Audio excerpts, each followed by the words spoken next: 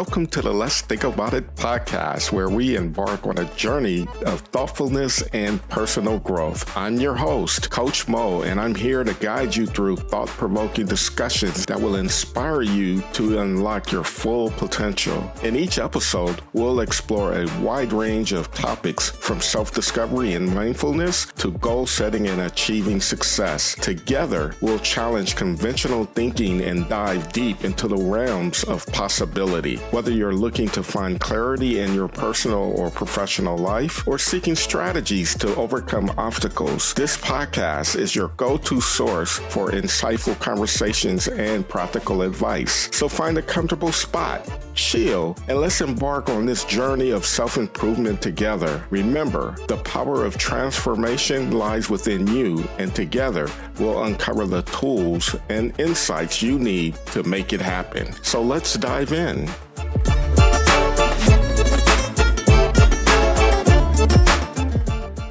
Welcome to another episode of the Let's Think About It podcast. I'm your host, Coach Mo, and I'm here with another amazing guest. Her name is Cecile Peterkin. How are you? I am doing well. And how are you, Mo? I'm doing great. That's good. One of the first things I ask my audience is where you're checking in from. Okay, I'm checking in and calling from Toronto, Ontario. Canada.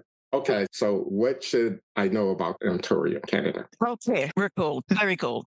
No, it is a cold country. Today we're in very Celsius. So today our high is 8 degrees Celsius. So it's maybe about 16, 17 degrees Fahrenheit. Yeah. And in the winter, sometimes our warm day could be minus 25 Celsius, which simply means it's like about minus 15 degrees Fahrenheit. Oh my goodness. So yes. I want no part of Canada. So it's a running joke. We have two seasons. We have cold, we have humidity, and then that's it. So in the summer, it's very humid, and in the winter, it's very cold. Have you started getting snow yet? No, which you know what? It's surprising. It's been a beautiful October and not a bad November. That's awesome. But it could go late. We could end up snow in May when it starts late. So it's possible. Yeah. It's a no-win situation. Yeah, it's cold. It's cold. And it's a humid cold. So because of that, you can never warm up. If you get a chill, you can never warm up because it's the humidity as well. Yeah, it's fun though. But we're not the coldest. Yeah, our capital city is actually colder. I want no part of Canada. Okay, so let's dive into who are you? Tell my audience, Cecily, who you are and what you do. Okay, so who am I? I'm Cecile Peterkin. That's my name. I came from a corporate background, finance, and about 22 years ago, when the company was sold, I decided, because I realized it was time to go out on my own, because that's when I actually figured out my full purpose and my full potential. And so I started career coaching and leadership coaching for middle managers. And during the pandemic, I realized, I need to pivot. I need to focus. I will still do coaching, but a different type of coaching. And because what I was doing before, I coached both men and women with their career and leadership. And in doing that for 22 years, I realized women suffer from imposter syndrome. They have to know the alphabet from A to Z before they'll do something. Where when I'm working with the guys, it's fun. They get it real fast. They move on because they just have this sense of confidence that whatever I say, they understand it and they can just go out there and do it. So that's during the COVID, I'm thinking, time for a change. So that's when I changed that. I still work with both, but my main focus is working with women. It's just to get them, just tap into their potential more. That's what it is. And don't wait to be asked to move up in the ranks in your corporation or in your life. It's just, if you're ready for it, do it. So it's more about knowing yourself, knowing your values, knowing who you are, and stop second guessing yourself. If you make a mistake, just fix it. So that's what brought me to where I am today. Nice. What was it that hit the light bulb for you that said, I want to be a coach? The company was sold. Yeah, when the company was sold, I was part of the executive team. And therefore, the company that bought us would not want the same executive team attached to theirs. I didn't want to anyway, because their executive team was predominantly male. Meanwhile, ours was mixed male and female. And I decided, no, I can't do this. And then I thought, what I loved about my work is wasn't being part of the executive team and sitting in meetings after meetings. It was really and truly helping people to tap into their potentials. And I just see the joy in their faces when the light bulb go on. And a lot of them were young and out of university, so they're trying to figure it out. And it wasn't part of my job to figure it out, but I would help them figure it out because I genuinely love people. And I realized that's what I want to do. And then I thought, but training, I'm not quite sure I'm reaching the individuals. You're just going in to train a group. And then my partner was working in Connecticut at the time, and he saw a magazine. I can't remember the name of it now. And he brought it home and he said, this is what you should be doing. And that's when I became a coach. So I went traveling Oh, all that's over the great. US, taking courses, getting certified. Yeah, and That's I love great. it. That's great. Yeah. That's great. You sound like me though, because one of the things I heard you say when you were talking about your background a little bit is new managers and imposter syndrome, right? That's the clientele that really draws me to them. I like focusing on helping people get out of their own way. But one of the things that I notice when I work with that population of new managers is the confidence, the imposter syndrome. How do you help new managers, supervisors, or professionals in their new role build resilience and confidence? What's your strategy in doing that? One of the things I will give them assessments. They start with all the assessments and they go through everything. And I get them to talk about their values. And what I really get them to do is most people don't know who they are. And if you don't know who you are, anyone can pull your string and you move in that direction because people really don't stop to think of themselves as a person who have values. And these are my values. And this is what I want out of my job. This is what I want from friendship. This is how I want to show up in the world. This is what the message that I have to deliver. It doesn't have to be about work. It could be just in a social setting. Most people are not geared to thinking about themselves. They wait for people to actually give them compliment to say, oh, you're great or you're this. But what does great really mean? It doesn't really mean anything. So most people don't seek that out. So I help them to get to that part. That's where I help them to do is to figure out exactly what they are before they can move forward. It doesn't make sense moving forward and you're with the same behavior or the same personality. Like you really have to tap into who do you want to be? How do you want to show up? Because what I find is a lot of managers, when they come to work, it's as if they're kids. And I'm thinking to myself, what I'll be talking to them. But when you go home, you're a wife and you're a mother. Do you run your house like what you're doing at work? No. Right. But so what's the fear, right? I said, why are you afraid? Why are you afraid to just show up? Oh, I don't want to be judged. But I said, that's good though. Because that's how you also learn and grow by someone saying to you, you shouldn't do it that way. Or someone saying to you, when you said that to me, I didn't like what you said. And you have to be able to stand in that power to say, thank you for letting me know. I will make sure I don't do that again because they're talking to you out of respect by letting you know that they were upset. And that's how I start working with my clients is just to get them to be a person. Yeah, what I experienced too is with those new managers, so much of their career has been being an individual contributor, and they were like kick ass at the work that they do. And just like you said, you should be a manager. You should be leading the team. Da da da. They hear these compliments that they should take that next step. So they drop their name in the hat. They get the promotion. They're trying to lead the team as though the expectations is you should be how they were when they were an individual contributor, right? Yeah. But what they're realizing is there's different personality dynamics that go into leadership and are not necessarily truly prepared for that. And so the imposter syndrome comes into play, right? The doubt, the fear, because now you have to have these difficult conversations when Peter, Paul, Sam, whoever having difficulty in showing up to work on time or not meeting deadlines. Now you have to have these type of conversations with them. How do you work with these leaders to restore that confidence in order to have those difficult conversations? What I tend to do with them is that because the issue is, and what you said to start with in the first place was very good. They're individual contributor, and what a lot of companies would do is because you are a good contributor, they'll say, "Oh, we need a manager, so why don't you manage this team?" But for a lot of times, they're not being trained to manage the team. And they were working alongside these people as individual contributor, and then now suddenly they're manager, and more than likely, based on their approach, they're not respected by the team. Because when you are a manager, you're here.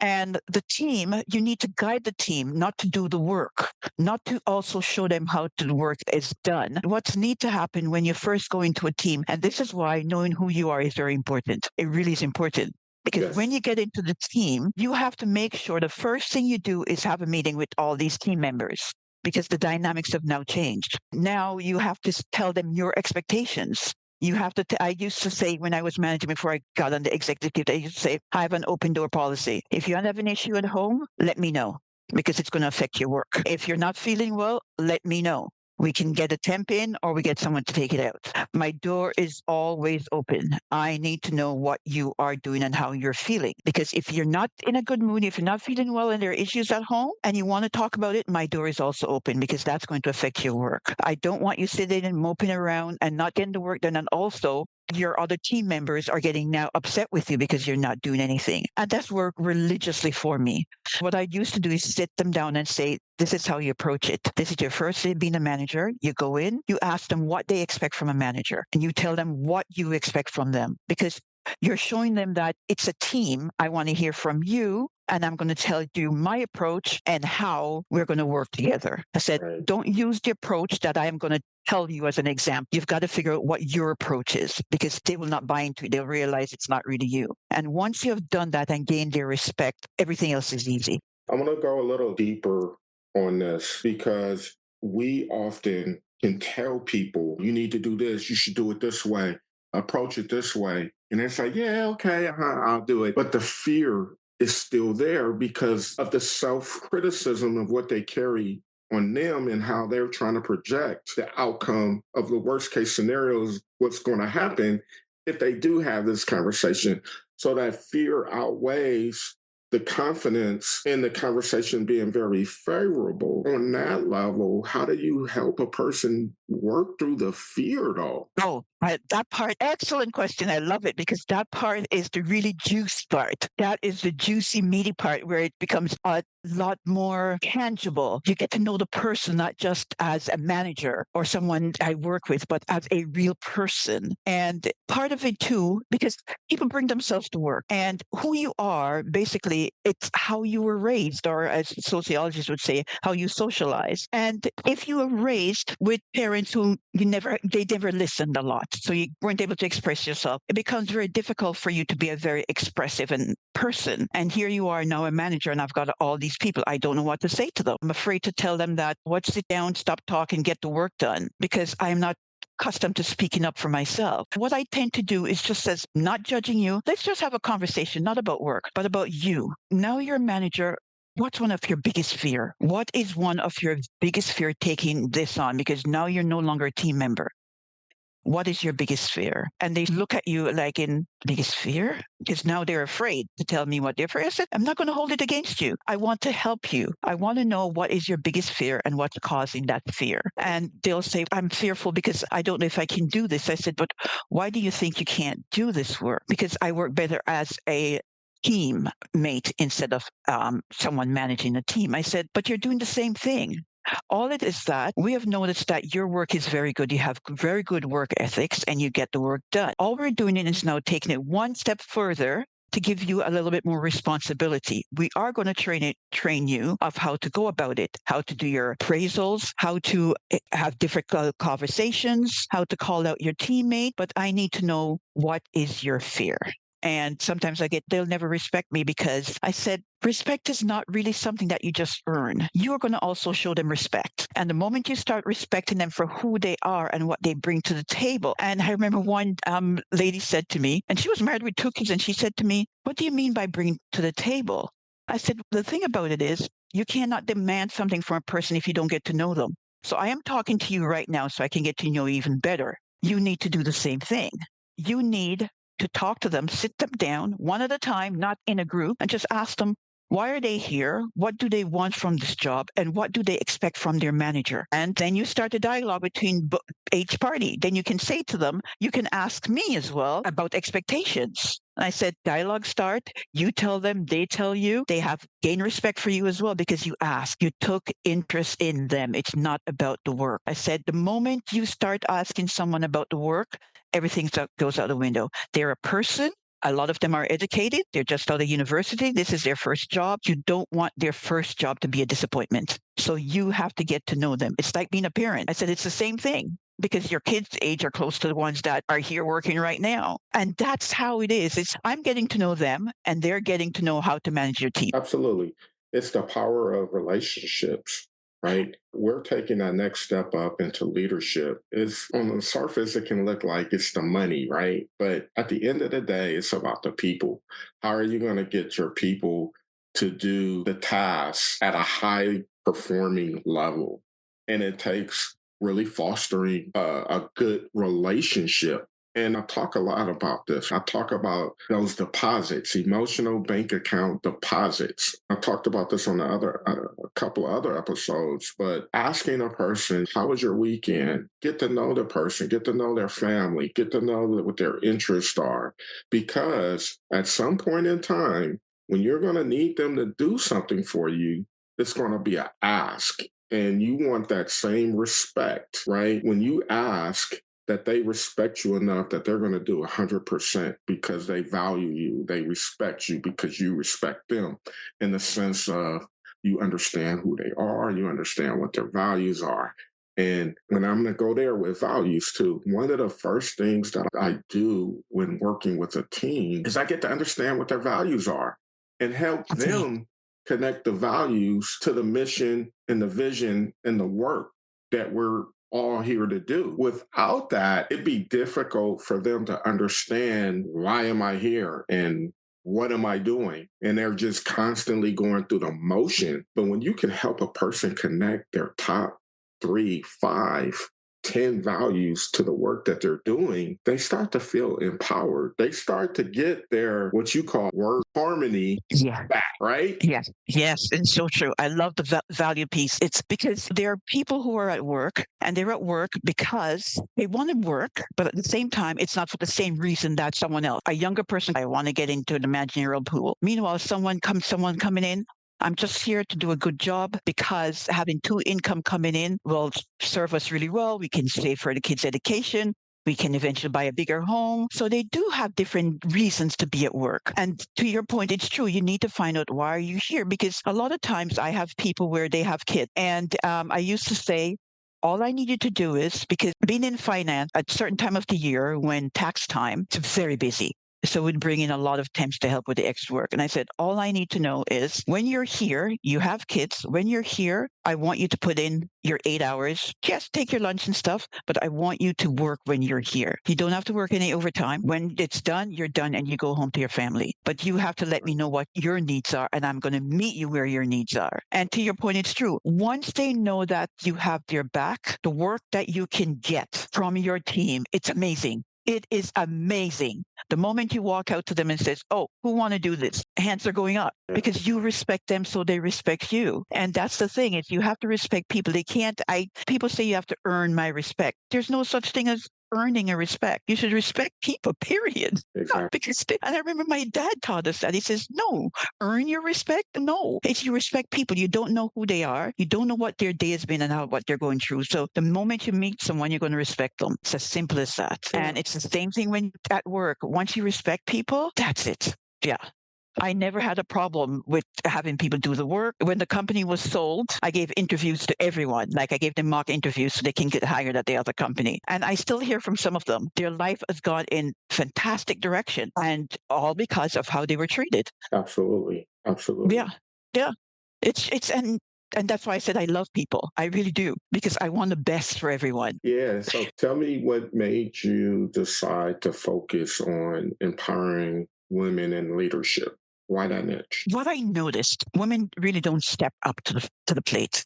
They don't. They want to be invited in to dinner. They're not going to step up and says it's dinner time and I'm here and I'm ready. They wanted to be invited in. And also, I find I'm not stereotyping because there are a lot of women who are strategic thinkers, but a lot of them are not strategic thinkers because they're afraid of making a mistake. And that's where the imposter syndrome comes into play. And they figure that they need to know everything from the entire alphabet before they can say, oh, I know what I'm doing. And that's not how it is. You're supposed to be thinking as you're going along. If you're in a leadership role, you are there because someone saw the potential. So you have to figure out, even ask them sometimes. And that's the thing too.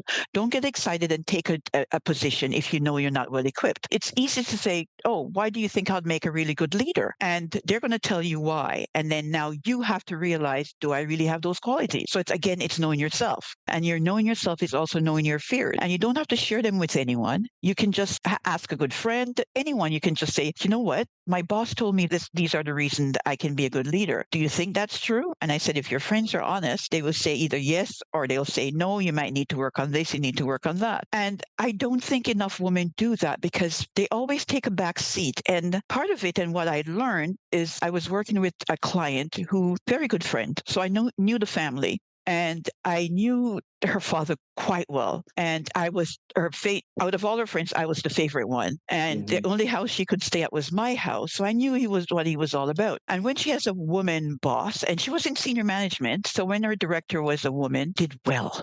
Great. When her director is a man, she doesn't do as well. And she was the tipping point for me.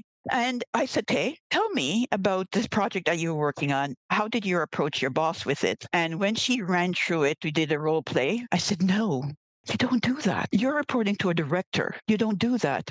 You go in with all the confidence as why you came up with this idea. And you run through the idea with him, but don't speak to him as if you're asking for his permission. He doesn't have time.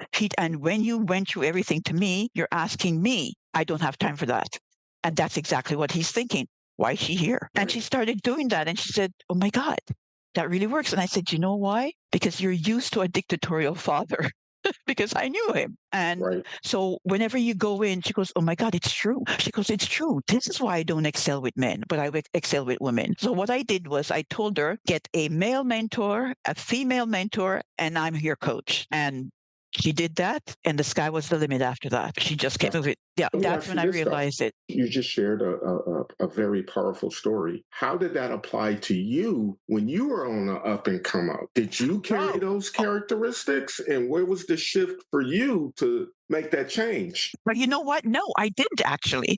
My dad was different because the same friend used to hang out at my house because anyone come to my house, we're just free. But my dad, he was amazing. God rest his soul. He saw, it doesn't matter your age, he just saw us as little people. We're not kids to be pushed off into a hole or whatever. We are little people with ideas. And he used to spend so much time talking to my sister and I and my stepbrother to the point where sometimes after work, he'd go out and he'd be coming home and it's maybe around 9 o'clock. We're going to school and we hear the car in the driveway and we would run to our bedroom because we know he's going to come and tell us about the conversation. And we talk and we give our opinion and he would listen. And we're thinking, Daddy, we got to go to school. We got to go to school. One more thing. And I find that's the difference. It doesn't matter what you wanted to do. I was a tomboy growing up. And my sister was a girly girl. And that's exactly how he raised us. It wasn't a big deal. I was constantly in the basement working on things with him. He and I used to go up on the weekends shopping. But individually, as people, that's exactly how he raised us. Okay. So it was easy. And you could talk to him about anything at all. And you knew he was always going to have your back. So it gives you this sense of security and this sense of selfness. I didn't have to change. I remember once we were going out. We always go out for a drive on a Sunday. And I always wore pants, hated pants. I was about 12 at the time, hated dresses. And I came down in the pants and he said, up the stairs, I don't want you in a dress. I just bought a whole bunch of dresses for you because he bought all our clothes. And I said, I don't want to. And he goes, up the stairs. Up the stairs. We're not going anywhere and you're ruining everyone's day until you get into a dress. I put a dress on and I came down and I started crying because my dad had never said no to me. It's the funniest thing. Yeah. He never said no to me. And he said no that day. And it was like, I went out and we all had a good time. But that's how he was. He raised us based on our personality, who we were, and just talked constantly. He was just telling us how to behave, how to conduct yourself, know who you are, know your values, know your worth. Know your self-worth. So as a young professional, you naturally carried that into the naturally. World. Yes, it's true. Naturally, because it's funny you should say that because I didn't have too many run-ins with my bosses, to tell the truth, because I entered management at a very young age. But the people that I was managing didn't know my age because I looked younger than I was, but I was in my mid-30s, not 30s, sorry, mid-20s. And my director, she used to tell me what to do. And I said, no, it's not going to work that way. Tell me the end results. Tell me what you're looking for, and I will give you that results. But do not ask me to do something by you telling me what I should do. I said, it doesn't work for me. I'm sorry, it doesn't work. And she goes, oh, I'm sorry. And from then on, she never did that. You just brought up a great point. Maybe that's the disconnect with the new generation coming in. You have old school Generation X, maybe baby boomers who've been in leadership, and their role in leadership is to tell you what to do, right? The new millennials, the new generations that's coming up, they find that hard because they're very innovative, creative, and they want to problem solve. But then when you have a manager, supervisor that's constantly telling you, you got to do it this way, you got to do it that way, do it this, micromanage, right? Micromanage, it creates that resistance. And you're creating this environment of, what's the word I'm looking for? Risk adverse. There it is. Yes. There And it they're is. reluctant to That's the do it word that differently. I'm looking Yes. for. Yeah. You're Yeah. creating that because they don't want to Yeah. make a mistake. If Yes. I make a Yeah. mistake, hand slapped, and we don't want our hand to be slapped. And if my hand is True. slapped, then I'm a bad leader. Yes. It's true. That is true. And it's funny you should say that. Baby boomers are the worst. They are the worst. I don't know what it is, but for them, knowledge is power. And in the 21st century, knowledge is no longer power. The knowledge, what you have, is what you do with it. That's Right. what it is. And this is why, to your point, the Gen Zs and the millennials, this is why they get upset. I've got the knowledge. Just tell me what you want done, and I'm going to use my knowledge and get you the same end results. Right. Because that's what it is. Knowledge is not power anymore. Yeah, when you were there, it was power, but needless to say, you don't have the power now. Just tell me. But it's the culture too, right? Because you're in this organization. Now I'm going to go to the organization, right? And you got the person at the top who's knowledge based, and it got to be done specifically this way and only this way. And then that's how the managers came up the pipeline through the way that the top manager is delegating to them and telling them what to do. And you just have an organization that's built like that. And then you have the new millennials coming in, and then they don't really understand why there is a disconnect because we're not giving them the opportunity to grow and learn and make mistakes. But then I always ask, is it truly a mistake? Isn't that the time when you learn the most if something Yes. didn't work out the way you Yes. anticipated it? Yeah. Yeah. It's exactly. But they don't think that way. And it's funny you should mention that because I was talking to this gentleman at the gym a couple of months ago, and he was talking about he's going to be leaving Canada and go someplace. And I said, why? Because he said the baby boomers won't leave. He said they all came back to work because they haven't figured out what they're going to do when they retired 65 and they're now 74 and they still haven't figured it out. So they're there and they're driving us crazy. And they all came back because they have nothing to do. And if they sit at home and do nothing, they're just going to go down the drain because you can't do that. But they didn't plan. Their plan was to be around forever. And the thing about it, I know they make a big change in the world. We all know that. Everything now that came after what the baby boomers invented, they've just add on. And there was nobody there because the veterans, a lot of them didn't even make it into corporate world. A lot of them, when they came back from the war, they weren't that healthy. So the baby boomers realized that I've got all this stuff. Everything that they're doing now and creating is based on what we started. So I'm going to show them I know what I'm doing. I just get the feeling that's what's going on. So they need this heightened respect about we created this, we created that. So I can tell you what to do. But you're not growing either because the younger generation has a lot to teach just about anybody because they're more tapped into technology than anyone else is. So therefore, maybe you want to listen to them and they have ideas. Some of the courses that they have now in university, when you were there, they didn't have those courses, but they don't know. They don't see it that way. And this is why there's that friction. Everywhere you go, it's a big friction. Tell us about your company and who you work with and what you do. What I do is I work with middle managers and leaders. I start with those middle managers and leaders who want to excel in leadership role. They want to be seen as part of a team. And then I also work with people who are trying to get into the executive team. to be a part of the executive team. They are the decision-making table, which is a harder piece to make. I love that. I love all my clientels, but what I find, the ones that want to make it into the executive suite, they are more motivated because they spend waste so much of their time not doing it the right way.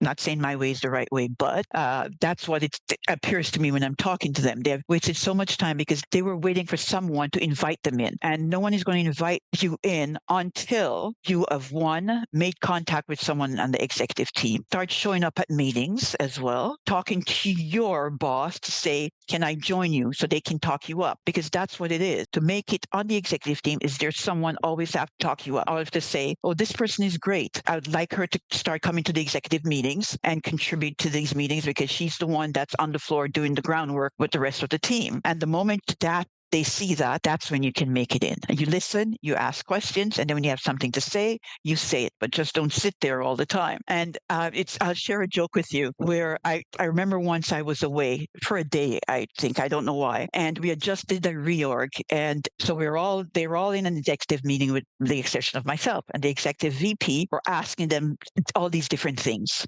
And they kept calling my name and they kept saying, oh, Cecile is going to be doing that. Cecile is going to be looking after that. And he says, I guess when you want the work done, we got to call in Margaret Thatcher. The next day I came and they says, oh my God, Tom Simpson called you Margaret Thatcher. I said, oh my God, oh wow, that's a compliment because she's smart and she has a nice handbag. And that's what it is. Women look at things differently. They're looking at it now. She's not a very attractive woman but I don't see her that way. I see her like, whoa, she got things done when she was the Prime Minister of the UK. So therefore, that's a big compliment for me. And when I explained to them, they were like, oh. So you see, and that's the thing. That's imposter syndrome with women. That's the first thing they look at, is that she's not a very attractive woman. I was talking about the fact that women I looked at Margaret Thatcher as a person who, because he said, my executive director, vice president said, oh, so I guess when you want the job done, you put Margaret Thatcher on it, calling me Margaret Thatcher. And they thought I would be offended. So when they told me the next day, I said, no, I'm not offended. She's a powerful woman. She was very good as a prime minister. And then I said, plus she has really nice handbags, so that's okay. Yeah, but they didn't see it that way at all. They saw it as, oh my God, if he called me Margaret Thatcher, I'll be offended. And these are the things as women, we've got to come out of all this and just be who we are. And that's why I started work with them. It's just, who are you? Who are you? How do you want to show up in the world? Do you want to show up in the world as an intelligent, bright, fun person who happens to be a woman? Or do you want to show up as a woman who slinked into a networking event and slink into the corner so nobody can see you? And that is our issue. We either show up somewhere in a group, or when we show up on our own, we're afraid to just stand out. What's one of your best success stories as a coach? I was working with a doctor, and he was having an issue where when he go on rounds with the surgeon and he would ask a question, he wouldn't be able to answer it, even though he knows what's going on. And I said to him, okay, the patients, the same patients you're doing the rounds with I said, what you need to do is, first thing first, I'll tell you how it works. If you're going to a meeting, never, ever go to the meeting without an agenda. Always make sure what's on the agenda, especially if you're going with your leader or your boss. What's on that agenda? And you can pick out the ones that you're capable of answering. So you're going to do the same thing. You know who all the patients are. You're going to walk around. They know you. You read their chart, and 2 or 3, that's very good. And whenever he gets to those patients, you make sure you're right beside him. And the moment he asked that question, you make sure you're the first one to answer it. And that's what he did. And it worked for him, so he kept doing that. And it worked successfully. So he said, I'm going to get you to coach my brother and sister-in-law. That my sister-in-law is great. She's a real go-getter, but my brother-in-law, he's a little shaky. Not brother-in-law, so his brother and sister-in-law. So I said, sure. So we started working together. And I saw what he said about his brother. Not only is he a little shaky, he was also a chauvinist. So he'd always try to talk over his wife, and his wife was a lot more intelligent and more of a go-getter. So his brother, the doctor, was actually paying for the sessions. He stayed for 3 sessions, and then he said, you know what, my wife is enjoying it a lot better, so why doesn't she stay and I'll leave, I won't join. And I said, okay, that's fine if she's okay with that. Now, she wanted to be ordained as a minister, and he was holding her back. And after he left, she just shined like a bright light. And she did eventually become become ordained minister. And in fact, she invited me to actually the service when she was being ordained, because that's exactly what she wanted to do, and he was holding her back. And within, I think, a year to 18 months after that, they were divorced. Wow. Yeah, because he was just holding her back. Yeah. And after that, and it's funny because when her brother-in-law, the doctor, heard what happened, he said, "Wow, you did that?" I said, "No, I didn't. Yeah. All I did was just let her shine her light brighter." I can imagine the impact that you're having with all your clients in that front. As we move towards closing out this episode, what's some lasting thoughts that you would like to share, and also share how you can be found? The lasting thought is the number one thing: be who you are.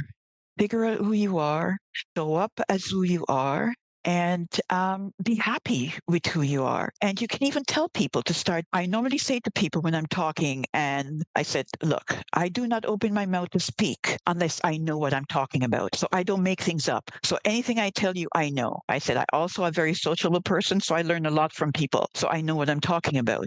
And that's what I mean by knowing yourself. It's knowing who you are. So you can actually tell people who you are, because you gain more respect and they understand where you're coming from as well. That is the main thing. If you're going to individual contributor, if you want to be a leader, if you want to manage people, if you want to get into the C-suite, it's let go of the fear. Don't develop imposter syndrome because you're so afraid of opening your mouth to speak. Don't. It's say what you have to say, because if you know you have something to say, what you have to say, and say it with such presence that people want to listen. Don't stand there saying it, but they can't hardly hear you because you're so afraid. Be present. Be present.